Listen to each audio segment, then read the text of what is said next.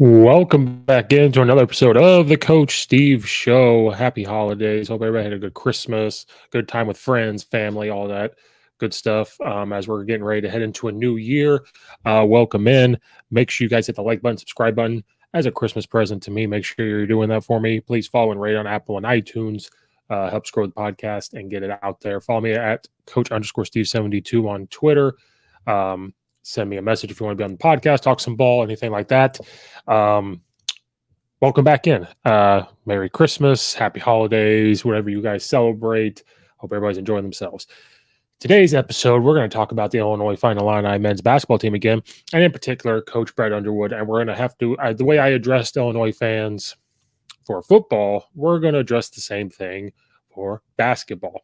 Illinois came off of a bad loss to Missouri not too long ago. That was the last basketball game that they played. They lost pretty big. And things, once again, maybe because I have to stay off of Twitter, is just things that you start seeing negatively about the team. And one thing I said I did a post game after they lost to Missouri. And talking about this again is people really started to tweet about Coach Underwood saying, I saw things from he can't coach. I saw things from what's he doing? He's not game planning. And they were idiotic tweets, in my opinion, about him saying, okay, he's not game planning. What do you think he does? Why do you think he gets paid all that money? What do you think he's doing? Do you think he just makes stuff up as he goes along? Now, this is no surprise that some of these people do. This is what fans do. This is what some parents do when you're coaching high school. This is what other players talk about, these, coaches, especially because I coach in high school. You got people that go, why is that coach not doing anything? It's real fun sometimes up to a point to sit in the stands at a high school game and watch and listen to these people talk about these coaches. And because I have to go scout, teams sometimes you go live and you listen to them talk and you go, wow. And it's fun at first. It's entertaining. And then it gets to a point where you go, man, this is no fun because you're feeling for that coach, these people, what they're saying about him or her and all that stuff. My point to this is stop blaming what is happening so far this year, which we'll talk about, on Coach Underwood. Now, in saying that, he as the head coach is going to take the full blame. He'll straight up tell you. He'll come out and say, everything starts with me. He said it a couple times. They lost to Penn State. He came out and said there was no leadership, lack of leadership. They're not tough enough, everything like that. But then he comes back after saying that stuff and says it starts with him. But people don't want to put that on social media. They would rather take the clip of him calling out the players. Then they go on and beat Alabama A&M, but they struggle in the second half, but they win. And then they go to the Missouri and they lose 93-71. And during the whole game, I got in Twitter beefs with people about Coach Underwood, talking about how young this team is, talking about now they have to gel. Then there is no leadership. When you watch them on offense, they don't move. I call it, they wait for somebody to bail them out. They're waiting for somebody to do something. And then they say, well, why isn't he against the zone? It's so easy to go after. Okay, well, one, if they don't show zone on film, you prepare for it, but you really don't do much with it until you see it. But what do you think he does when he calls a timeout? What do you think he's yelling on the court? He's telling them how to beat the zone. He's telling them how to move. But here's the reason why, as a coach, he's going to take blame. Me being a coach, I always take the blame. You don't blame the kids. But the real talk is they have to execute as well. They have to listen to them. I've had experiences where you tell them what to do and they'll turn around and go and they'll do the complete opposite. So they're doing their own thing. And he's changed some things up this year. They're switching on defense. He's changed up the offense a little bit because of not having a guy that could just take over, whether it's Ayo Dosunmu or it's going to come down and be a Trent Frazier as of right now. You hope it was Brad or Mayer, but as of right now, that's not looking like that's what they have. Coming down offense, saying, okay, we don't have this post up guy that we necessarily have to do these things. We can run a motion type, fast pace, get guys moving, dribble handoffs, get down to the basket, kick out, shoot threes. But it's hard to get kickouts when they don't drive to the basket. It's hard to do those things. And this is a point in the season where he's going to look at it and say, okay, do I adapt the offense? It's not working, or do I tweak it and not give up on it? We're switching on defense. And this is just from the outside looking in. But we have to stop people even that aren't Illinois fans are coming out saying, what's wrong with Brad Underwood and the Illini? Has he forgot how to coach? Has he forgot how to do all those things? And the answer to that is no. Like, you don't forget how to coach overnight. We're talking about a guy that was talked about coach of the years. He's taken Illinois. They've won a regular season Big Ten title. They've won the Big Ten tournament. They're winning games. And now all of a sudden we're sitting here at 8-3 or 8-4, I believe. We've beaten UCLA. We've beaten Texas. Then we lose to Missouri. Now, we talked about it during the postgame. Missouri has an old team. Illinois has a young team. And I got told, well, that's not an excuse because other teams out there have young teams and they're playing well. And when you ask them, well, who is a young team that's playing well? There are some. But when these people say this to you, they don't have an answer. They're not going to sit there and tell you exactly who is playing well and who's not. And, this Twitter beef, it turns into a politics thing back and forth. Then they want to say, well, Illinois doesn't have a young team.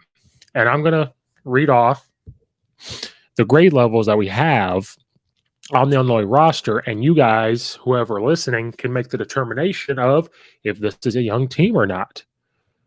We have Terrence Shannon Jr., he is a senior, but he is a transfer from Texas Tech. So he's a young team he's young in the terms of in the system with Brad Underwood, but he is a senior.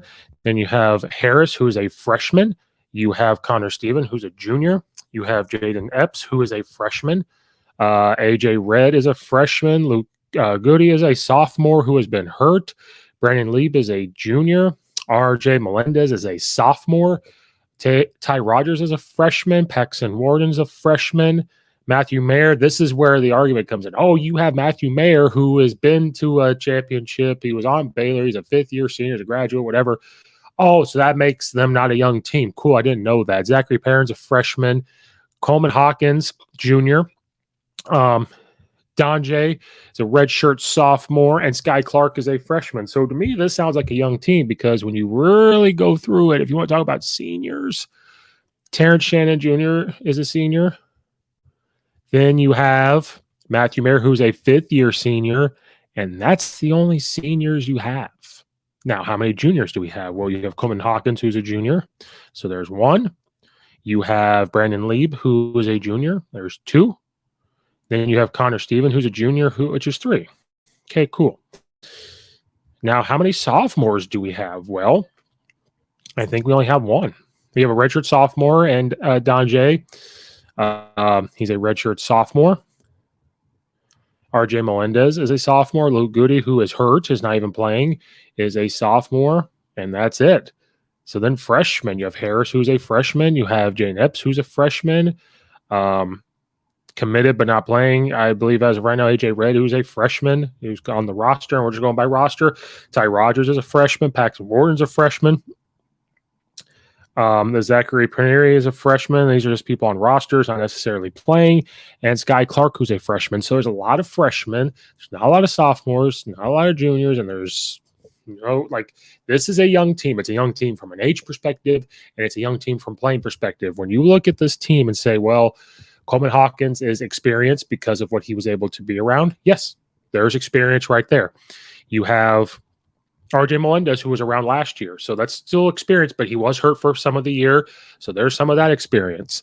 So I don't understand where people say this is not a young team. It is a young team. And they say, well, that shouldn't be an excuse. And I agree and disagree. I agree because you have to overcome that. But when you watch the team, they make young freshman mistakes. They make inexperienced team mistakes standing around offense because in high school, you can do that. In high school, you're going to, Sky Clark could have been the guy that's going to take over. Now that he's out there and he's playing against these other college guys or playing a certain defense, way to take things away from him, There might be another guy on the team that he could look to and say, you take over, or these guys are saying this is what you could do in high school. You could stand around, you could get this. In college, that doesn't work that way. But then people want to tell me, well, Matt Mayer, like that's the guy. There might be a little disconnect there between the team and him. And that happens with transfers. Coach Underwood built the program from recruiting. He recruited, he got these guys as freshmen, and then he got transfer portal started to become big, and he started up. But he was recruiting guys the way it used to be. Built the team up, they played together, which turned into they got hot during the COVID year. Then COVID stopped. They were poised to maybe win the Big Ten that year. Then the next year, they win the Big Ten tournament, and they win the regular season Big Ten. So the team was just built together. Now he has a team that is not being built, that still has to be molded. But in the landscape of college football, college basketball, the transfer portal has become huge. And it's almost become where recruiting freshmen is going to become a thing of the past. You're going to recruit the transfer portal. Because why? Because here's what's going to happen. You recruit these guys when they're young. There's that transfer portal. There's money now that they can make, which is good. Like they're making money. Fantastic. Go make the money. Now you got to figure out how to keep them there. So when they're young, things don't go well. Someone's going to say, well, you can come here and start and we can give you money. Boom. There they go. You look at Missouri, they're all older guys, 21-year-olds, 22-year-olds. And they showed it when they played Illinois. Now, Illinois is still a good team. We're panicking. We're wanting to blame Coach Underwood. Illinois fans, we are not in a position, said this with football, I'm going to say it again with basketball. We are not in a position to sit here and say, well, get rid of Coach Underwood because you're going to hire. Then people want to say, oh, so you're admitting that there's other good coaches out there. There's other good coaches out there. Brad Underwood's one of them. He's committed to Illinois. His name was brought up for other jobs. He didn't go. Stayed here. So this whole notion of we're going to put all the blame on Coach Underwood, I get it. He's the head coach. It starts with him. But one thing we have to understand, things are switched. He's switching on defense. He never did that before. Right now he's got a young team where they're trying to figure out how to play man-to-man defense. They're figuring out how to do these other things. Do they switch all the time? No, but they will. But that leaves you vulnerable to, slips when you switch. It makes you vulnerable to post-ups, mismatches. It gives you vulnerable to different things that playing straight up man-to-man doesn't give you. Offensively, he's trying to go to I think what he was bringing in with him when he came from Oklahoma State was they're going to play fast. They're going to play this, pass the ball, cut, go set these screens, double screens, allow them to play basketball.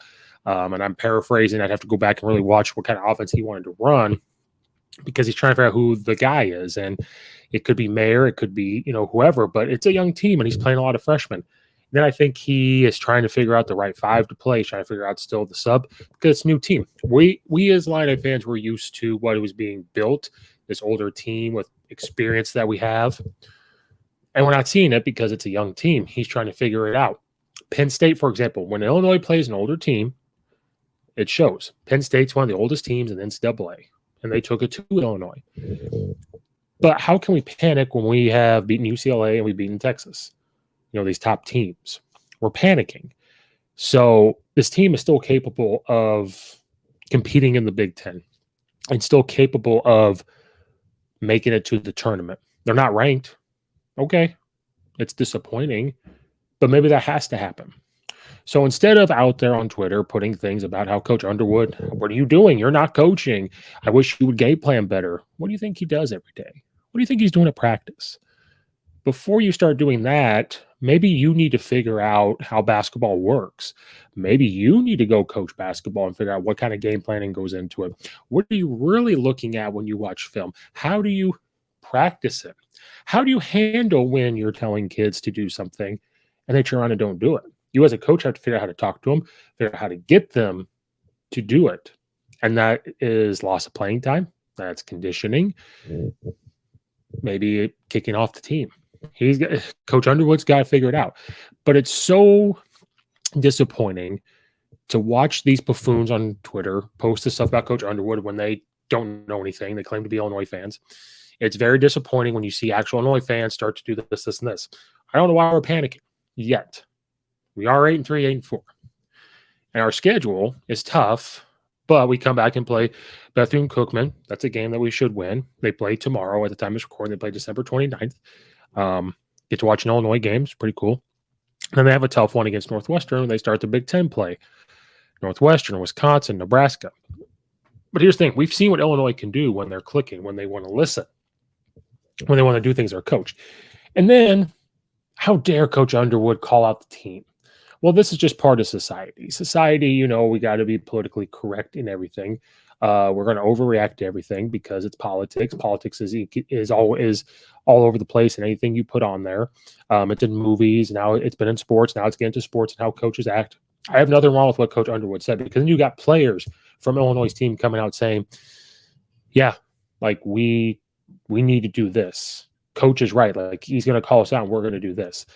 And I'm sure these practices after Christmas are not fun and have not been fun. And I'm sure the ones after the game tomorrow aren't going to be fun.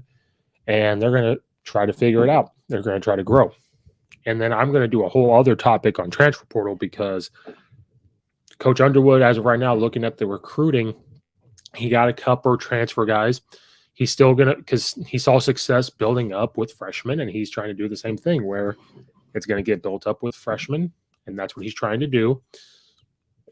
It may not be the model anymore because of the NCAA having no backbone, no leadership, and how this is going to roll. Now, I'm not going to be mad at how coaches recruit. If Illinois' football team gets a lot of transfer portal kids, that's how it's going to be, because that's how it is. They're not breaking rules. They're not doing anything wrong. I'm glad the kids make money off their name, image, and likeness. That's cool. But it's become a free agent thing, and that's a whole other topic for another time. I think that's the other thing you're going to see is we're going to see teams that are older. We're going to be younger. Now, if it starts clicking, being younger, there's things we can do. We might be quicker and everything else. What is slowing down a younger team is quote unquote basketball IQ, floor awareness. If you're an older team, you've seen every defense that's going to come at you. You've seen offenses that are going to come at you. There's going to be things you haven't seen, but you're going to be well prepared to handle it. And being a young team, that's going to come. It's going to come from now when we get into Big Ten play, really seeing that stepping up to these teams that we're going to have to play. So we need to stop going after Coach Underwood. He is going to take the blame. He's the head coach. He's going to sit there. He's going to say, yeah, I take the blame 100%. But we need to stop saying, get rid of him, because who are you going to get? Stop questioning what he's doing all the time, because, well, he's coaching with what he's got. Because it's easy for us to sit in these chairs and say, you need to be doing this and you need to be doing this. But guess what? You and me, we're not in the practice. We're not there to see what those guys can and can't do. Oh, but on film, you're watching it from a fan perspective. Really sit down and break down film as a coach. But most of you have never coached, so you wouldn't know how to do that until you go out and talk to people and learn yourself. Like I said, there's plenty of smart people out there that never coached basketball or football, and they figured it out. There's people out there that never played sports, but they figured it out. It's you guys on Twitter, these Illinois fans that I understand you can be angry. But let's be true fans and really look at what's happening. Illinois is on this national stage where now they're getting talked about, which is cool. But now we think we're Duke of basketball. We think we're North Carolina. We think we're Kansas all of a sudden, and we're not there yet. Coach Underwood's trying to get us there. We're not there yet. So we need to trust in the coaching staff. We've had no problem. It's easy to get on the bandwagon when they're winning. We don't need to hit the panic button yet. Even if we go through this year and we make the NCAA tournament, but we don't win the Big Ten, but we get in somehow, or this young team, and he can somehow keep them together next year, because this is how it goes. You've seen Duke go through it. You've seen Kansas go through it. It's just a process. And that's what we don't understand. I don't know why the big freak out is. So we need to stop having these idiotic statements. And if I see them, I will call people out on them the best I can. We need to trust in the coach, because he's produced. He's delivered on a lot of things he has, but then people will go after, well, he hasn't won, and then still by term, he hasn't gotten to this round yet. Okay, that's the next step. And he talks about it. He's like, yeah, that's the next thing. We know how to win the Big Ten. We've seen it. We know how to get to the NCAA tournament, but now we have to win. Now we have to really get to that next point. And we've seen where you keep coaches, and if they do these things that we're seeing now, it does produce into the next step. But when we want instant gratification. We don't like when a guy calls people out in his press conferences, I guess. But it is what it is. But stop with these comments. We could be frustrated with losses. We could be frustrated with a lot of things. We got to trust he's going to fix it. The game tomorrow hopefully is the step in the right direction there. Get their mind right. Maybe they needed a break from their Christmas time. And, so stop blaming Coach Underwood. And if you're a person that's going to sit there and continue these things as an Illinois fan, go away. We don't need you. We don't need you around to be an Illinois fan. Go root for somebody else. We don't need you. Because a lot of you probably claim that you're like, well, I kind of like Illinois. You're not like the rest of us that have seen the ups and downs and have been there through thick and thin of what was going on, there for the rides, all the lows and everything. You're not a true fan. So just this might sound bad to people, stay in your lane and we'll be fine. That will wrap up this episode of the Coach Steve Show. Stop blaming everything on Coach Underwood. Follow me at Coach_Steve72 on Twitter. Like and subscribe on the YouTube channel. Follow and rate it on Apple and iTunes. Check out all of the episodes there. Check out all of the affiliates in the description below. Leave a comment in the comment section down below. If you want to come on and talk ball or sports, let me know. Thank you guys again for watching and or listening. This is Coach Steve. We will see you guys next time. Enjoy the holidays. If I'm not back on here, enjoy New Year's. We'll see if I can get back on here. But if not, enjoy your New Year. Thanks, everybody. And we will see you guys next time.